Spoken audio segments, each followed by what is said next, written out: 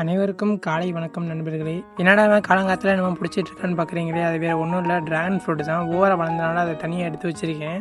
Dragon ஃப்ரூட்டை பார்த்து பதமாக தாங்க ஹேண்டில் பண்ணணுமே, ஏன்னா அதில் இருக்க சின்ன சின்ன முள்ளு நம்ம கையில் குத்தி. நிறைய பேருக்கு ட்ராகன் ஃப்ரூட்டை வெட்டினதுக்கப்புறம் அது அப்பா டவுனா எப்படின்னு தெரியாமல் இருக்கும். எப்படி கண்டுபிடிக்க நான் சொல்லித்தரேன். ட்ராகன் பிளான்டோட முள் மேலே பார்த்துருந்துச்சுன்னா அதாங்க அப்பு. அதை டேரெக்டாக நடவு பண்ணுறதுக்கு முன்னாடி கீழே இருக்க பாட்டை நான் வெட்டுற மாதிரியே வெட்டிக்கோங்க, ஏன்னா அப்போ தான் க்ரோத் நல்லா டக்குன்னு இருக்கும். இதுக்கு முன்னாடி எங்கள் சொந்தக்காரங்கள்ட்டேருந்து ஒரே ஒரு பிளான் மட்டும் தான் கொண்டு வந்தேன், ஆனால் என்கிட்ட நிறைய பிளான் இருக்குது. இப்போ பேசிக்காக நிறைய பேருக்கு ஒரு டவுட் இருக்கும், ட்ராகன் ஃப்ரூட்னா என்ன அப்படின்னா வேறு ஒன்றுமே இல்லைங்க, இது வெறும் கள்ளிப்பழ செடி மட்டும்தான். என்ன சொல்லுன்னு கேட்கலாம், ஆனால் அதான் உண்மை. நான் வீடியோ கட்டுற மாதிரி எல்லா பொசிஷன் நல்லா கரெக்டாக கட் பண்ணி வச்சுக்கணும். நம்ம ட்ராகன் ஃப்ரூட்டுக்கு எந்த ஒரு மெயின்டெனன்ஸும் அவ்வளோ தேவைப்படாது.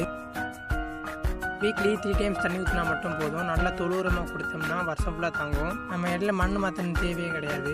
நான் அதுக்காண்டி ஒரு பக்கெட் தொழு உரமும் ஒரு பக்கெட் ஆற்று மண்ணும் எடுத்திருக்கேன். உங்களுக்கு எந்த மண் கிடைக்கிறதோ யூஸ் பண்ணிக்கலாம். தொழுவத்தையும் மண்ணையும் நல்லா மிக்ஸ் பண்ணிக்கணும், மண்ணோட கலர் மாற வரைக்கும்.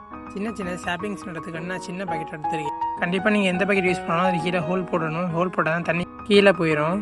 ஸோ நான் பெரிய செடி நடுறதுக்காண்டி நான் 2 பெரிய பக்கெட் எடுத்துக்கிட்டேன். அதுக்கே ஹோல் போட்டுக்கிட்டேன். ஹோல் போட்ட பக்கெட்டில் டேரெக்டாக மண்ணை போடாமல் அதை கொஞ்சம் கல் போட்டுக்கணும். ஏன்னா அதில் கண்டிப்பாக ஹோல் போடணும்னு சொல்கிறேன்னா, ஏன்னா ட்ராகன் ஃப்ரூட்டுங்கிறது ஒரு கள்ளிச்செடி தாங்க. கள்ளிச்செடி எப்போதுமே தண்ணி அதிகமாக இருந்தால் அழுகி போயிருங்க. அதனால தான் எல்லா பக்கெட்டும் நான் ஹோல் போட சொல்கிறேன். அதுமாரி நம்ம கலந்து வச்சோம்னா பொறுமையாக கொட்டி செடியை சுற்றி வரும், நல்லா அமுத்தி விடணும். அமுத்தி விட்டால் மட்டும்தான் செடியோட வேறு அளவுக்கு நல்லா பரவும், செடியும் நல்லா ஸ்டேபிளாக இருக்கும். நம்ம ஒரு பக்கெட்டுக்கு கிட்டத்தட்ட 3 செடி வரைக்கும் நம்ம நட்டுக்கலாம். ஏன்னா அப்போ எந்த ஒரு டிஸ்டர்பன்ஸ் இருக்காது. நம்ம கொஞ்சம் போர் அடிக்கலாம், நம்ம செல்ல பசங்க கூட கொஞ்சம் லைட்டாக ஆடுவேன்.